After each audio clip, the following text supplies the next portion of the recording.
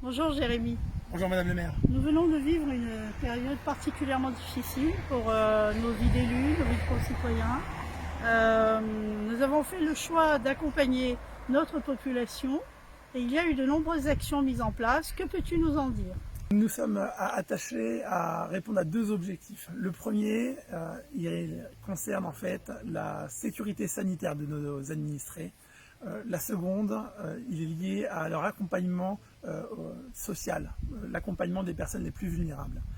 Au sujet de l'accompagnement sanitaire, nous avons commencé par mettre en place une production de masques afin de répondre aux besoins de nos concitoyens en interne, grâce à l'aide de notre réserve communale, de nos agents municipaux, de nombreux bénévoles.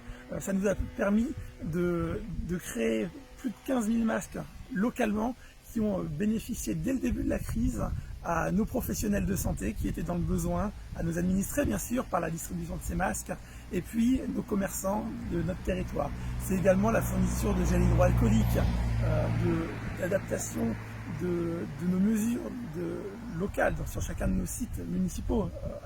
Aujourd'hui, quand nous réouvrons chacun de nos sites, les écoles, crèches, les crèches, la piscine, la bibliothèque, chacun de nos accueils. Alors, la vie reprend, Jérémy.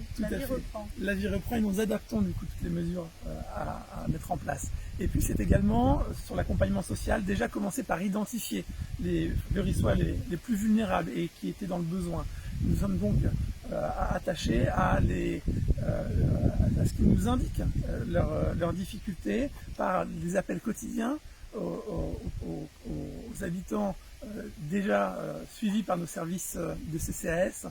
C'est également un appel à l'ensemble des familles utilisant les services de la ville, des écoles, 1600 familles à peu près voilà, qui ont été appelées. Et puis donc, une fois les besoins identifiés, nous nous sommes attachés à répondre à ces besoins par les liens que nous avons avec les associations comme la Croix-Rouge ou les Restos du Cœur pour de l'aide alimentaire. C'est également une orientation et un suivi par des travailleurs sociaux de la ville ou du département afin de pouvoir pallier à toutes les difficultés. Également avec les associations justement caritatives telles Secours Populaire, Secours Catholique, qui elles ont vu arriver aussi des familles fleurissoises en difficulté. Donc notre rôle c'était aussi de se mettre en lien.